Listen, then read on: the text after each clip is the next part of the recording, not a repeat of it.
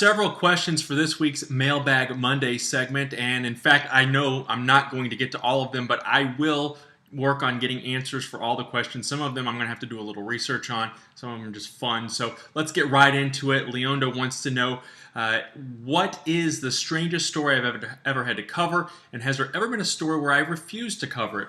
I have not refused to cover any stories. There have been some stories that I've been uncomfortable doing just because I thought safety might be a factor, because I'm paranoid. Specifically going up in a helicopter, was a little uneasy about that. But no, I've never refused to do a story. The strangest story I covered, I racked my brain for this one, and I'm going back now to when I first started in the business back in 1997. I was working in Florence, Alabama at a little TV station there. And a quick backstory, there were 5 people who were arrested for crack cocaine possession. It was 3 men and 2 women. And the 1 man and 1 woman were a couple, and they had a baby inside the house when the police came to make this bust.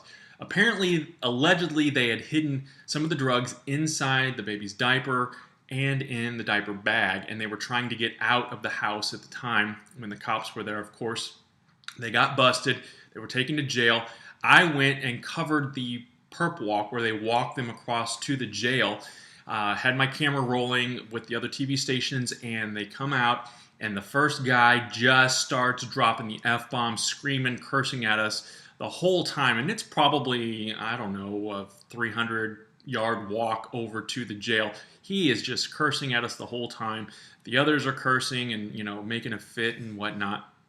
Fast forward a few months, it turns out the police apparently didn't have the right permits, or warrants. So all 5 of these people get off, don't go to jail, don't serve any time, never go to trial because the proper warrants weren't in place.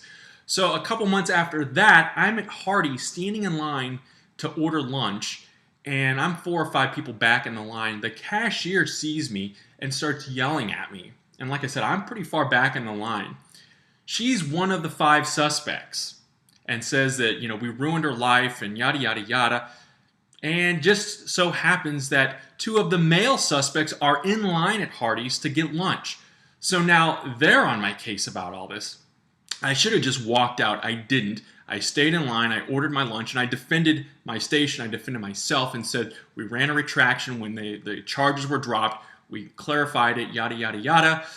Long story short, these 2 guys then follow me out to my car. I'm worried now that I'm going to either get beat up in the parking lot, or they're going to track me down and do something else to me. And of course, in my mind, I'm thinking I'm going to get killed. Obviously, that didn't happen. I got in the car, just drove, and continued to drive and made it back to the station safely. And so that was all said and done. But it was a scary situation, definitely a strange situation. That had come up in my reporting career very early on in my reporting career as well. Carol Ann wants to know what makes me happy. Well, you know, quick answer, my family. I got a chance to spend some time with my parents over the weekend. My son, we watched him play baseball. He was called in to be the relief pitcher in the second game of his tournament on Saturday. They won the game. They won both games, actually. Very proud. Very nervous when I watch him pitch, but he really came out and had a great showing. My daughter earlier in the day had a dance competition here locally, so we got to see her dance and perform and do some new things with that. My son played baseball, and my older son got to hang out with him as well. It was always a good time hanging out with family. Wrestling also makes me very happy, and doing these videos, writing blogs, makes me happy as well. So I enjoy being able to do that, and got to spend Mother's Day at lunch. Went to TGI Friday, someplace we don't normally get to eat. A lovely wife who is the mother of our 3 wonderful children. That's always something that makes me happy. And Tom wants to know if I sing in the shower, and if so, what songs do I sing? Let me think about that one.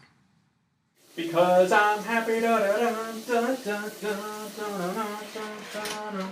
Oh, hey everyone, Tom. You wanted to know if I sing in the shower? Obviously I do. Not always Pharrell Williams though. I listen to Pandora usually on my iPhone and sing songs from the 70s, the 80s, and even current hits from today. So everyone, thanks so much for watching. Don't forget to subscribe, share this video, and stay tuned for next week's Mailbag Monday.